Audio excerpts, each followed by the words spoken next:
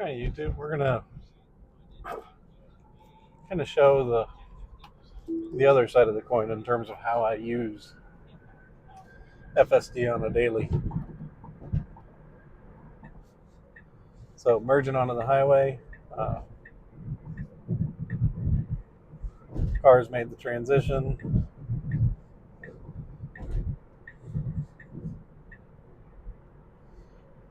So that was all the car there in terms of the transitions. I would say that was actually good. Um, that's actually an improvement. So for as much as I've talked about this kind of being a step back recently with 12.3.6, the reality is or excuse me, 12.3.6 being slightly better. Um, the reality is I would get stuck in that uh, on-off ramp right here on the right-hand side. I could legitimately turn the indicator indicating that I wanted to get over into the lane that I'm in right now, um, and the car would ignore me putting the indicator on, and it would just stay firmly over in the exit lane. So I would actually have to disengage to move over. So that's actually an improvement, even though this is supposedly there's no changes to the highway stack. Sometimes I feel like they do sneak stuff in, just because of the fact that uh, little things like that have improved. So I did actually the car just a moment ago did what I would have done, which is go ahead and get over one more lane when it noticed the slowdown, but then for some reason it disengaged and decided to stay in the right lane. I went ahead and let it know by using the indicator that I wanted to go ahead and get over one more lane. Part of the reason for that uh, is up here the lane's about to end. There's construction going on, and so it would have to move over anyway. Um, in theory, one day I can actually test that to see whether it recognizes. Because if you look right over here, we should be seeing indicators of some sort that it recognizes that that lane's closed, and you're just now starting to see like little cones and things pop up. Um, so how quickly would have it identified it, and how quickly would it have gotten me over? Uh, the point of today's video is I actually just wanted to show you how I use it on a daily and why I really enjoy it, which is I treat it like a Copilot. I can use the indicator stocks to decide, okay, this is when I want to get over to this lane, or this is where I would want to be. I can use the scroll wheel to adjust speeds so that I'm going at a speed I'm comfortable with, especially on the highway. That doesn't always work on the city stack, but I could change settings that would give me a little bit more flexibility there. So, nonetheless, though, it actually makes the drive very pleasant, even in the middle of the city, middle of rush hour, you name it. The drive can be very pleasant when the only thing you kind of have to worry about is what lane do I want to be in and when do I want to move over. You know, um, sometimes I get a little foot hover, especially like in a situation where we were when we first got on and when this video first started, where you're kind of hanging out near an exit lane, and you've got people trying to get over one way or the other, either to take the exit or to move away from the exit lane. Um, and so that causes that heavy braking and kind of start and stop stuff that happens on the highway around exits and on ramps. So personally, for me, I'd rather just be away from the on and off ramps, is at least a good lane or two over until you need to start progressing. So for my drive back, this is about the time that I would normally start to think about, okay, what lane do I want to be in? So just like this car over here is moving over one lane, this is about the time I would be thinking the same thing. Like, do I want to go ahead and get over? Um, I generally wait until right about here because that happens all the time. You get people who are in the exit lane, don't realize they're in the exit lane, and then they want to shift over. So now that we're kind of at that point where that exit ramp is there, I'll go ahead and indicate I want to get over. So car's taking a while to make its move, but it is finally transitioning as I would want it to. So that was me that indicated I wanted to get over. If I waited, the car typically will not start to engage or start that transition until right about here, sometimes a little bit further down. I also usually want to move over pretty quickly into this lane. I'm going to let the car do its thing just to see if anything's changed, but there we go. So that's actually pretty good. Usually, again, from experience, we're a mile from where the exit actually kind of veers off. Historically, this car would stay in this lane next to the exit until you're about a half mile out, and then it would start to move over. Today, it's around, this is a lunchtime trip, so traffic's not nearly as bad, but if this is a rush hour trip, that could be a nightmare because you get people who zoom in and zoom out of these exit lanes. And so if you don't kind of assert yourself into the lane, you'll end up in a position where you're trying to fight traffic to get to where you need to go. So, but, overall, keeps for a pleasant drive.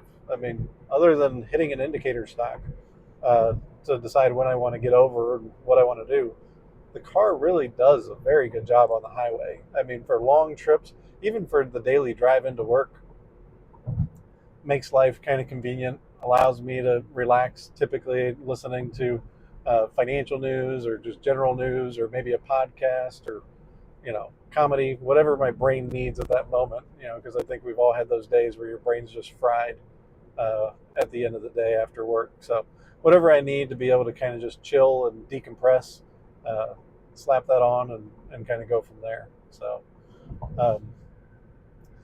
the speed that we're taking this turn at, fine. I mean, car is able to handle the speed appropriately. Doesn't bother me. The speed limit, theoretically, 60. I think that's plus or minus, right? Because this is kind of an on and off ramp. It's an interchange between two major roads. But I would say for my driving, that's exactly where I'd be hanging out usually. Somewhere around the speed limit, sometimes a little bit lower because some of these turns kind of bank pretty hard, but outside of that, it's doing a really good job. So this will be interesting as well. Once we merge on, the car sometimes has a tendency to hang out a little bit more to the right side.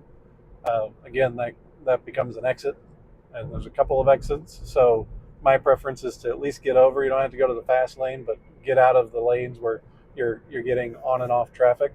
So we'll kind of let the car do its thing, especially here in the beginning. But typically, as we get to the top of this hill, I would a lot of times go ahead and get over one because once we get to a point that there's another major interchange that we connect with, at that point, I prefer to just be out of these two right-hand lanes. So, and we've also had traffic, or not traffic, but we've had construction on these roads. 12.3.6 didn't really capture it, so I would have to force it to move over. And these were like, basically what it was is instead of having cones set up to tell you to move over, that had trucks that had the signage with the arrows that were pointing for you to get over. And for whatever reason, like you could see from the graphics, it would recognize the truck and it would recognize that the truck is not moving, but it didn't seem to interact with the signage that the truck was displaying, indicating lane closed and that you need to move over. So, I feel fairly confident as we were coming up closer on the truck that it would have moved and not just run into the back of a sitting truck. But you're driving at highway speeds. I'm not waiting to find out. I gave it as long as I could until I felt uncomfortable. And once I felt uncomfortable, I took over and moved the car out of the lane. So, and that again comes back to the problem, right? It's some people are more aggressive drivers than others. So how do you train a system? I tend to lean towards you train the system more conservatively, not to be aggressive, at least in that situation.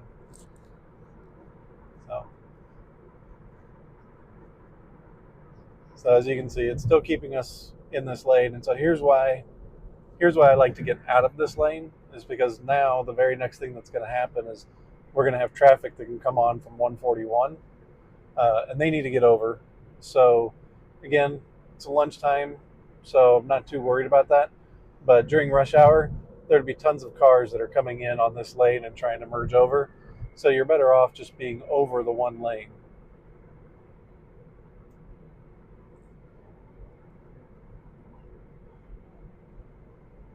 Slightly off topic, but if you're with me this far, feel free to comment. You might notice that I did buy a different mount to use, so that hopefully the video that you're getting gives you a better kind of like driver's perspective, rather than having the rear view mirror be in the way. You can get a little bit more depth of vision in terms of what's happening up the road. So please feel free to comment um, if you feel like it's better.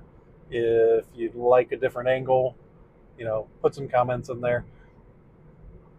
Just remember, my intention here, I'm not trying to be, big YouTube famous, anything like that. It's just something that I find enjoyment in playing with FSD, testing out any of the new releases. So I just figured I'd share that, my opinions, my observations. Your opinions can be different than mine, and that's life, right? We all have opinions. We don't always have to agree. But yeah, and ask any questions you have. I mean, some of you may be new to Tesla. If there's anything else you'd like to know, this is a 2020 Model 3. I've probably experienced a little bit more degradation than most, although I'm not super worried about it. Just as a little heads up for everybody. This model year, I think, was a little bit weird as well. So I think when you look at the statistics, there were two battery sizes that could be had for this Model 3, and depending on the time of the year, you might have had a slightly larger battery. So I believe this is actually a 50 kilowatt kilowatt hour battery, um, not the 53. So if that's true, then battery degradation isn't too bad. I think it was rated back when this first came out for about 250 miles. It was the EPA rating on a full charge on 221. So I've lost about 30 miles. So 10%-ish, thereabouts, depending on how you look at it. But I've also done it to where I reduced my charge as low as I felt comfortable going, then put it on the supercharger and took it up to 100%. And in doing that, I calculated I probably took in about 47, 48 kilowatts. So anyway, by and large, I feel like I'm still doing pretty good. Car's got over 50,000 miles on it. It's over 4 years old. It's the Intel Atom processor. If you get the AMD chip, it's actually the graphics, the responsiveness are better, but it doesn't impact FSD in terms of the functionality of FSD and how it works, at least not at this current stage. So there may be a day where this hardware becomes truly obsolete, but truthfully, I think I'll keep this for quite a while, although there will come a day where I think I could be tempted. That FSD transfer policy, if that FSD transfer policy comes around in the future, I would be very tempted, because as of today, if I was, I'm in the middle of a whole bunch of stuff going on in my life with becoming an empty nester. My son, who some of you might remember from older videos, is going off to college. We're going to be empty nesters, and so it's like there's a lot of transitions and things happening there. So once life gets comfortable there, tomorrow I'd go out and buy like a Model 3 Performance, if I didn't have all this other stuff going on in my life, and do the FSD transfer, and we'd be talking in a new car and doing all that. But the reality is, I actually really enjoy this car exactly as it is. Like, it does anything and everything that I want it to. It charges quickly. I have no range anxiety for my daily life. It's a standard range plus, so for trips, I live out in the Midwest. You get a little nervous certain parts of the Midwest, like trips from Kansas City to from St. Louis to Kansas City. Um, we had one trip where I couldn't access the supercharger network. Issue on the account, and I couldn't access it, so I legitimately had to make that trip with just level 2 charging in the winter. Um, so I actually paid for the upgrade to be able to charge on third party networks, just on the off chance anything like that ever happened to me again. I would at least have supercharger access. But let me tell you, an electric car, no supercharger access, and only level 2 charging for road trips, that is like no fun at all. No fun at all. So, um, so by the way, just wanted to point out, um, a lot of highway miles on this particular one. Um, as you've noticed, hopefully you've noticed, no interventions, right? So we've made a good portion of the trip that I plan to make at this point in time. You can kind of see the navigation down here. Um, just hanging out and talking with you guys. I mean, hopefully it's not a super boring video, but that's the beauty of this, is like being able to hang out in your car. And this is on the highway, but being able to hang out in your car, talk, kind of take in the environment a little bit. I'm still fully aware of what's going on with the cars behind me, in front of me, etc. Um, so the hands-free option is fabulous, right? Like, just as long as it registers that you're paying attention. There's a camera right up here that stares, make sure. So I actually, uh, would test it by putting my sunglasses on one day or something. But it's made me actually think about getting a tint right up here on this top line, just so I can keep my glasses off on a sunny day and enjoy hands-free driving even more. That's really I would bet you anybody and everybody that has FSD, the number one thing that they're most excited about was being able to go hands-free. And I will say that truly gets to that game changer level in terms of being able to cruise and not having to worry. I'm somebody that still likes to have my hands and feet near where they should be in case of an emergency. I know there are some people that'll take a lot more liberty than that. That's a little scary to me. I mean, at the end of the day, it's still supervised, right? It's still in a test mode. So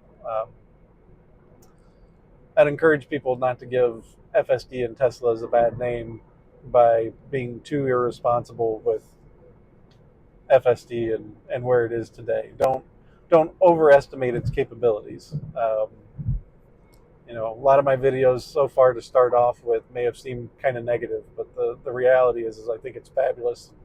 I'm excited for the future. I'm super impressed I mean, if you had asked me years ago whether this was even a possibility, I'd say maybe in a decade.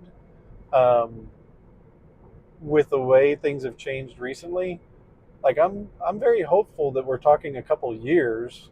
I know Elon, especially with conversations around robotaxi and everything, makes it sound like it's coming next year, or something to that. Like it's coming soon, right? When 12.5 rolls out, we're all going to be super impressed. I don't. If it happens, fantastic. We'll love it, right? Uh, but optimistically, and realistically, I look at it as we're probably at least still a couple of years out, but not 10. I'd be shocked if it took more than that. So you may have noticed I do turn down the speed a little bit. I find that the car will hang out back there, and it really doesn't slow down to take this exit. So, and here's an interesting thing. This is new in terms of its behaviors here. It started doing that more and more, where it's actually shifting lanes in the middle of the intersection. I'm paying attention in traffic. There were no real cars or other issues to worry about there, but really not ideal. Like it needs to be more assertive about getting over early, and then or it needs to wait until it gets through the intersection and then be assertive about getting over. But you can see how smoothly it makes that transition there. And this is kind of the back road into where I live, and at this point, like, it's done this trip so many times that this is legitimately a point in time where I have no concerns about having my hands or feet anywhere near the pedals, etc. Like it's very consistent at this point. So the turn up here is a little bit more than 90 degrees, and it does a really good job of taking that as an appropriate speed. I've had occasions on past ones where it probably took it a little too fast because it's a pretty hard turn. Not horrible, but it's more than a 90-degree turn, and so not something that you'd expect to be taking at 22 miles an hour or something like that. So um, you can see we're hanging out at the speed limit right now, which for robo taxi, I think that's exactly what you want. Maybe a few miles per hour over would be more where most people are. So you see we got down to 14 for the turn and speed up appropriately through it. I mean, it handles that turn really, really well. I wish it made all turns that way.